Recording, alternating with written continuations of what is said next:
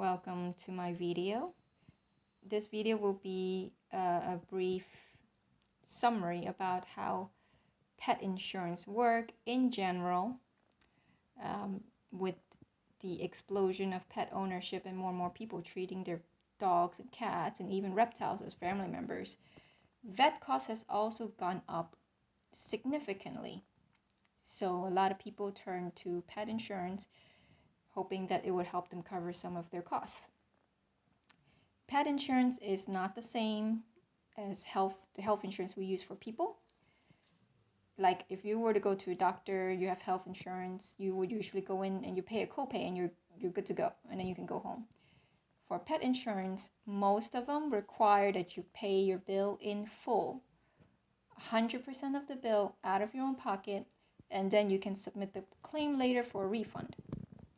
That's for most pet insurance. Trupanion is an exception, as well as some others, but most of them, including Trupanion, require that you pay in full if your vet is not listed in their software, and then you can submit your claim later for reimbursement. So before we even start, pet insurance in the US, and this video only pertains to pet insurance in the US. It does work differently in the UK, in Europe, and I think in other countries, pet insurance is more lenient. Some even requires it by law. Here in the US, it's optional. It's optional insurance. Your employer may even offer you a discounted pet insurance as well as your other perks for working for the company. So make sure you check with your employer to see if you have any discounted pet insurance package that you can sign up for.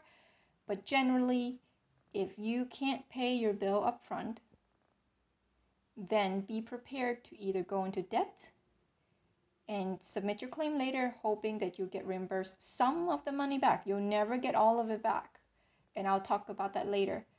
Or you're gonna have to pay out of pocket, all of it out of pocket from your savings, and hope that you don't go to debt for it. Or you will have to work a payment plan or something with your vet. I don't believe in euthanizing your pet because you can't afford a treatable injury or illness. That is not a question. That should be something that you should have been addressed before you got the animal. If you run into a situation, and because sometimes life do suck, where you lost your job or you just can't afford to take your animal to the vet, do not give up. Don't give up. Ask for help. Open a GoFundMe account. Contact some rescues. Some of them work with their own veterinarians, and they get discounts through their vets. Ask them if they can. You can use their vet to get a discount. Some rescues even have their own clinics that offer very deep discounted services. Like spay and neuter are practically like, you can either get them for free with a voucher or very, very low price. So for spay and neutering, it should be, in most places, you can get it easily, more affordable than ever. But if you need something that requires medication, prescription food, and so forth, or even surgeries, the more expensive type, contact the rescues anyway. See what they can do for you. Don't give up on your pet. Don't let the rescues talk you down as if you're the worst owner in the whole world, because there are some rescue people who are like that. Find a way to work with them without being nasty to each other. If they refuse to help, move on. Contact the Humane Society. Contact whoever you can reach, and don't give up. Find a way to help your pet. Find a way to help yourself keep your pet to help your pet. And some veterinarians, if you have a relationship with your vet for a really long time, if they've known you for years and they found out that you run into hard times, a lot of them will work with you on a payment plan, even though they don't usually offer one. So don't give up if your pet needs medical care. Do not hesitate. Try. Look for a second opinion. Look for a third opinion if you have to. If something doesn't sound right, go look for another opinion. Call. Ask for a better price. Ask them how much it costs to perform this or that surgery. In different clinics, most places will tell you without problems. So don't be shy about calling. There's no shame in calling to make sure that you find the place that you can afford to take care of your dog or your cat or your reptiles. So with that said, if you can't, you should have a emergency fund to begin with before you get any type of pet. It doesn't have to be a lot of money. You don't have to be rich to have a pet. And some people have this mentality where if you are poor, you shouldn't have one. I don't think so. I think some of the best pet owners are those who are, who would rather go hungry than to let their dog get hungry. Those are the people that really take great care of their animals. So in saying that, make sure you have some money saved up. Even with pet insurance, and I'll talk about that in length, make sure you have some money saved up in case something don't work out and you need to pay out of pocket more than what you expected. And trust me, when you get a pet of any kind, bunnies, cats, dogs, turtles, it doesn't matter. It's a matter of when, not if, they get sick or they get injured. Once you figure out your budget, also ask yourself how far would you go? No one will blame you if you don't want to go into debt for $20,000 in vet bills. For example, treating your old dog for cancer that would, wreck in vet bills to the point where you may even have to consider selling things. Is it, number one, is it for the best of the quality of life of your dog or your cat? Is it also affecting your quality of life? If you're giving up everything for a dog just to have 2 months of life, you have to think about that. It's not being cruel. You have to think about the people who also rely on you in your own house, as well as other animals that relies on you for their care. So make sure you have that conversation with your household, with your family members, on what you will or will not do when the time comes. Not when it happens, but before it happens. Before an emergency happens, what will you guys are willing to do and not to do? So with that said, let's say you're willing to go into debt. And, generally pet insurance is for people who are expecting to accrue thousands of dollars in vet bills. This is not something where, for a couple $100, it's not worth it. So this, in my opinion, pet insurance, in summary, work best for those who have an animal prone to injuring themselves or getting sick that are not pre-existing.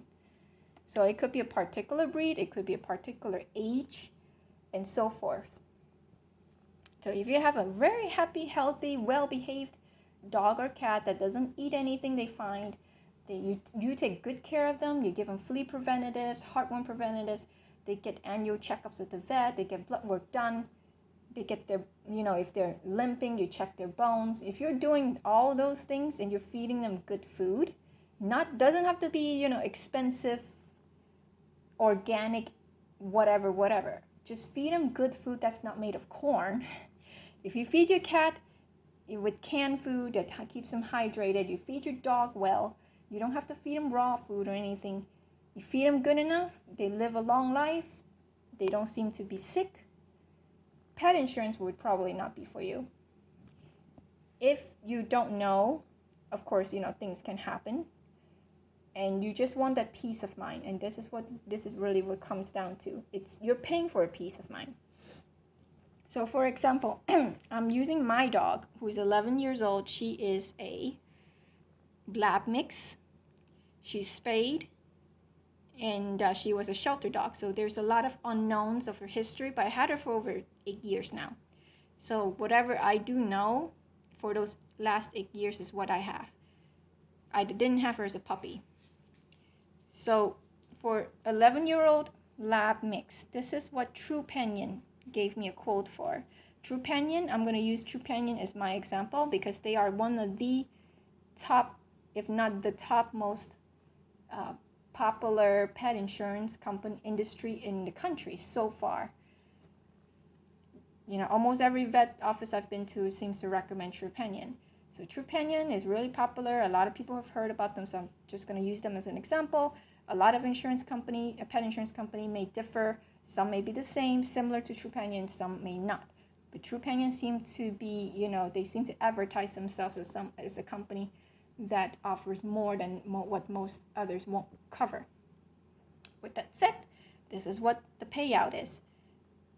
100% payout, meaning this is what Trupanion will pay 100% of the bill.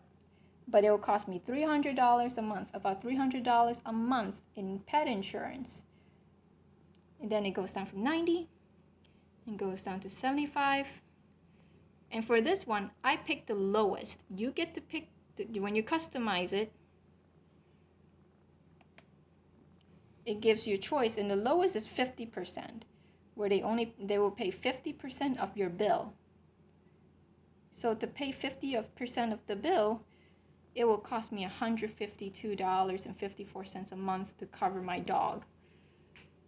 When I do the math for 6 months, if I go with the lowest coverage, which is 50%, it would cost me about $915.24 for 6 months. And if I pick the 90%, it will cost me $1,647.42 to cover her for 6 months for a 90% payout. So what does this payout mean?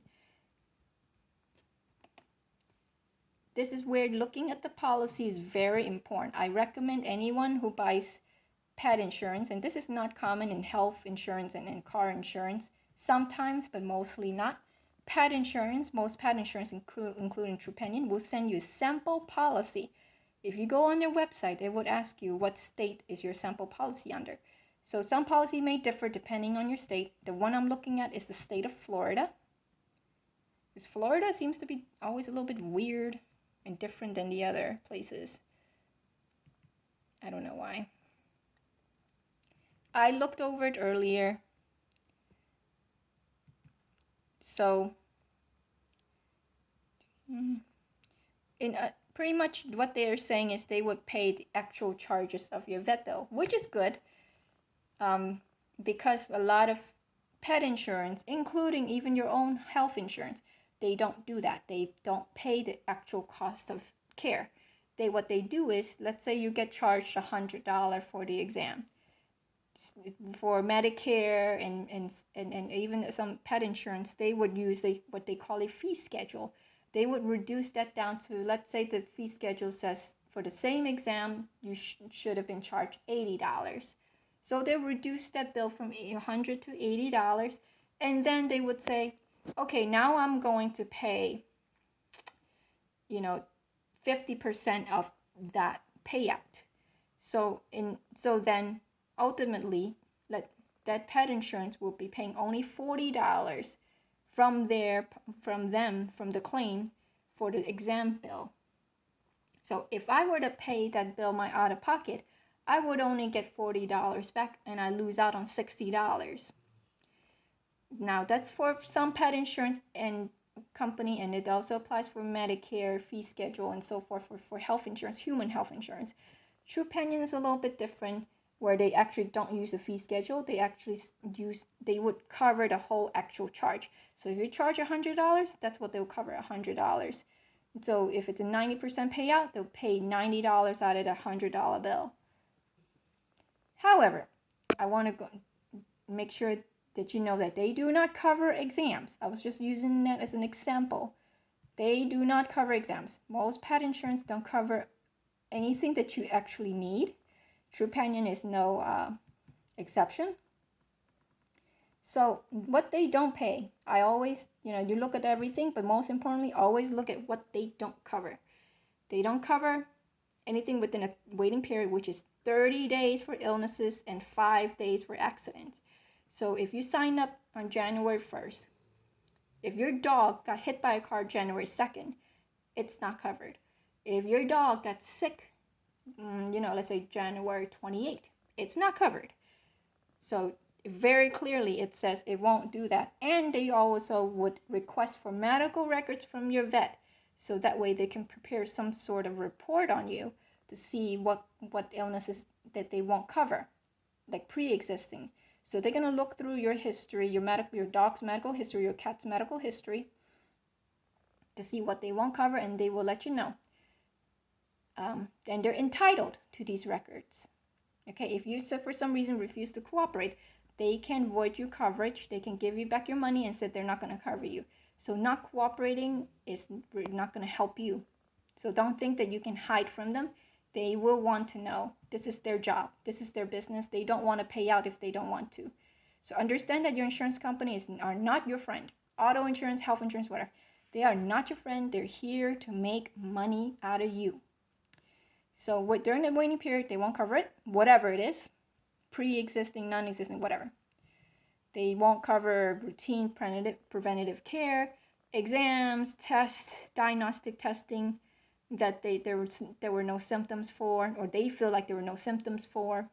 Fecal, very big on that in the vet, in the field, where your dog always pick up something, eat up something or whatever, and has diarrhea. For fecal, they won't cover parasite infestation. They won't cover any of that. They won't cover vaccinations. So vaccinations can be pretty expensive. They're not going to cover that either. Dental care, routine dental care, they won't cover. And dental care can be pretty expensive too. So exam fee, they won't cover. And if you don't, you can just look through the sample policy. Even for Trupanion, they're readily available. And remember, this is only for Florida. It could differ depending on your state.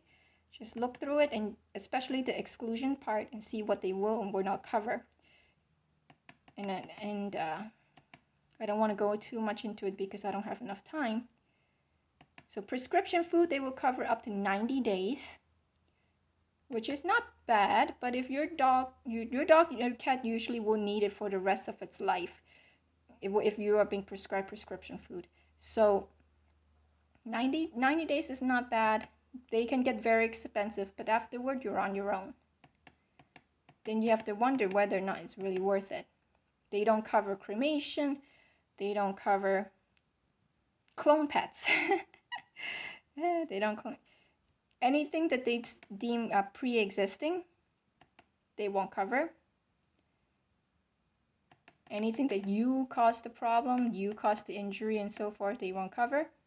So what happened if, let's just say you submit the claim and they denied you. They're not paying because they think it's pre-existing or whatever. You can't appeal for it according to their policy.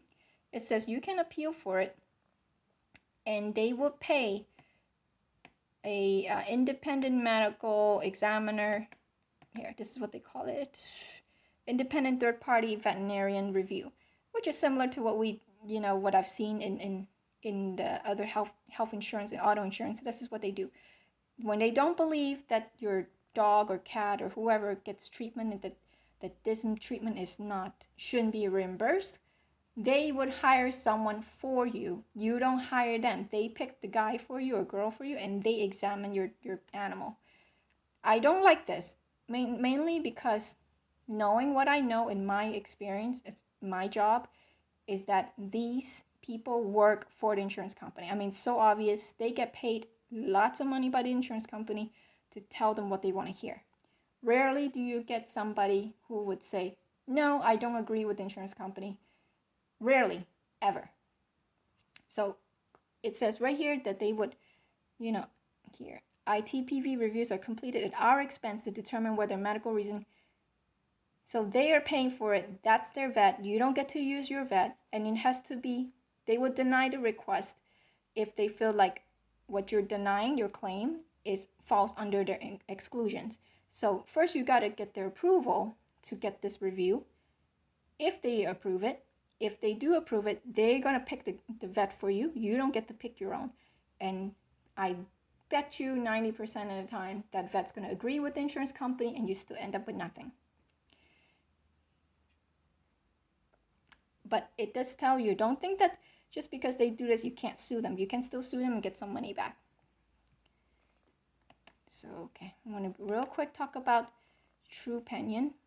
When you go on the Better Business Bureau, they have a lot of negative reviews, mostly pertaining to their claims being denied because the insurance company it's saying that it's pre-existing.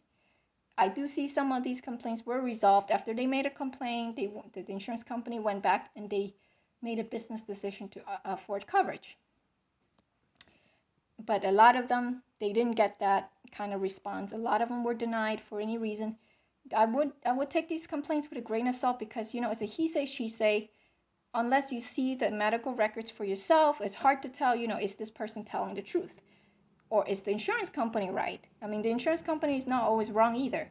They're here to make money, but they're not here to pay out every tiny thing, even fraudulent claims. There are a lot of people who commit fraud.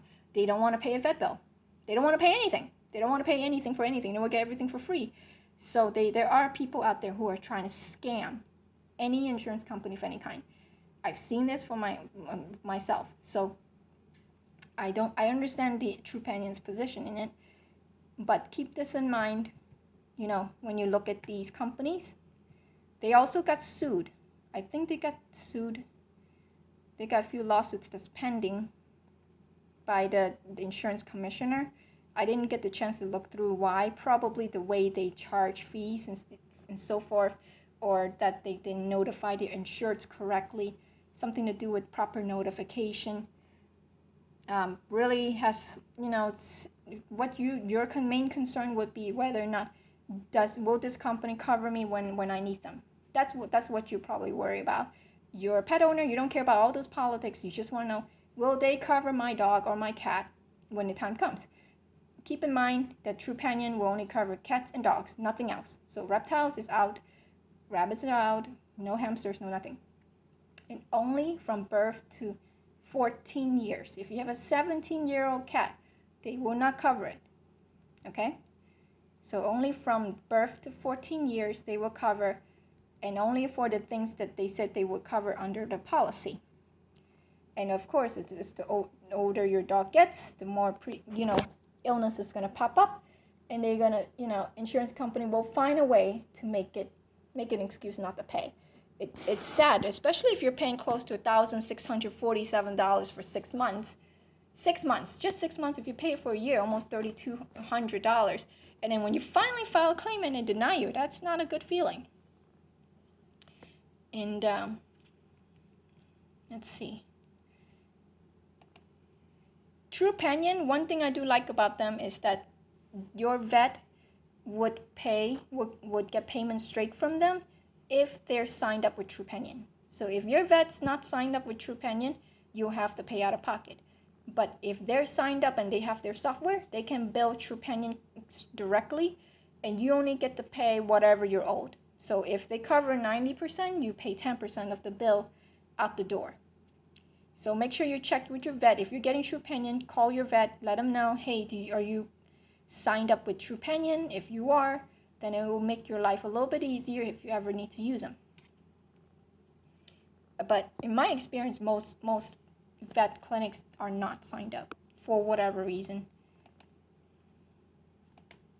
So my overall impression is, if you have like I mentioned in the beginning, if you have a pet that's healthy, young, well-behaved, these are things that also come from you. You have to do that work. You have to train your dog, teach it to leave it. Leave it is a really good command. Leave it, stay, sit. So that way they don't get into trouble. They don't eat things that they shouldn't. They would drop things from their mouth if you tell them, drop it. Teach them these commands. It's sometimes even life or death. When they swallow something they shouldn't, that's an emergency visit that you just can't wait whether or not, hey, would my insurance company cover it? That doesn't matter. Your dog's dying, you need to get it done. So if you're a good pet owner, you take good care of your pets, you feed them good food, you train them, you know your pets well. If something's wrong, you're so quick to address it. You have a good relationship with your vet, and you trust your vet to give you the right recommendations. In my opinion, and if you're able to save, if you're a person that can save, I think pet insurance is not worth it. Because for the same amount of money you're paying for $900, $900 or $1,600 for 6 months, you could have put that into your account. If your pet is healthy, generally nothing would happen within the next 6 months, generally. If your pets are indoors, not outdoors, they're kept indoors, they're not getting hit by cars and so forth, and not outdoor cats, they're indoor cats. Generally, they should be doing okay. And generally, illnesses and an accident should not happen because you're taking good care of them. However, if you're the type of person who worries a lot, you have a lot of anxiety, and you worry that you really can't pay this, or you're really bad at saving money, then this may be a good option for you. I do recommend this for people who have anxiety, who has trouble saving money, and who's willing to go into debt for their animals. So I hope this gives you a brief overview of, and maybe some help in your decision making on whether or not you should get pet insurance. Again, this is only for the state of Florida that I'm looking at. Look at the policy from your state. Look at other insurance company. Look at what they put in writing. Don't believe what they tell you over the phone. Look at it yourself. They will tell you anything you want to hear over the phone to make a sale. Do not just believe anything they say, including any websites that reviews them. Look at it yourself. Look at their sample policy, and it's very black and white. It tells you what they cover and don't cover, and the money speak for themselves. Check the quote and see whether or not it's something that you are willing to afford, or you think that maybe you can put that away in a saving account on your own. Okay, so thank you for watching. I hope this has been helpful.